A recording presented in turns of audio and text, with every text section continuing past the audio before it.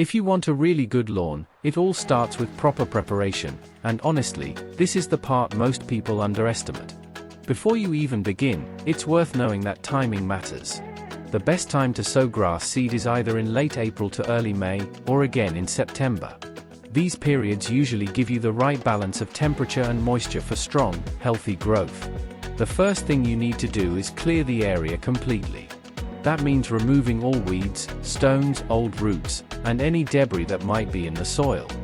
If you skip this step or rush it, you'll end up with problems later on, so it's worth doing it properly from the start. Once the area is clean, you need to dig the soil. This helps to loosen it up, improves drainage, and creates better conditions for the grass to establish. As you're digging, try to remove any remaining stones or roots you come across. The cleaner the soil, the better the result. After digging, don't go straight to sowing. This is where a lot of people make mistakes. You need to break down all the large clumps of soil and work the surface until it becomes fine and crumbly. At the same time, level the ground carefully. What you're aiming for here is a smooth, even surface, what gardeners call a good seedbed. This is what gives you that nice, even lawn later on. If the ground is very uneven, take your time to level it properly. Fill in any low spots and gently firm the soil as you go, so you don't end up with dips or bumps after the grass grows.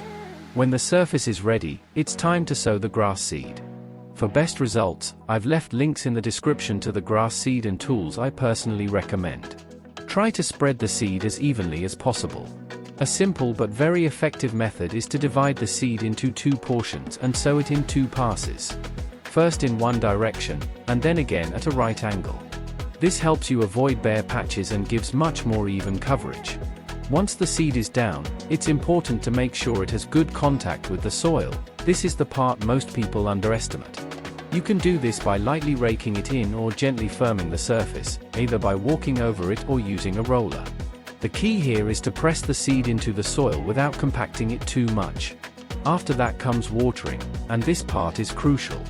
You need to water gently, like a light rain, so you don't wash the seeds away.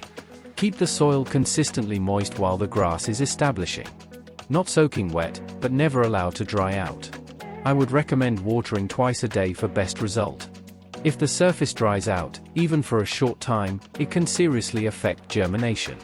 Under normal conditions, you should start to see the grass coming through in about 1 to 3 weeks, depending on weather conditions.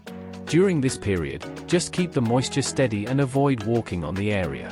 When the grass begins to grow, resist the temptation to cut it too early. Wait until it reaches around 7 to 8 centimeters in height. Then give it a light first mowing, just taking the top off.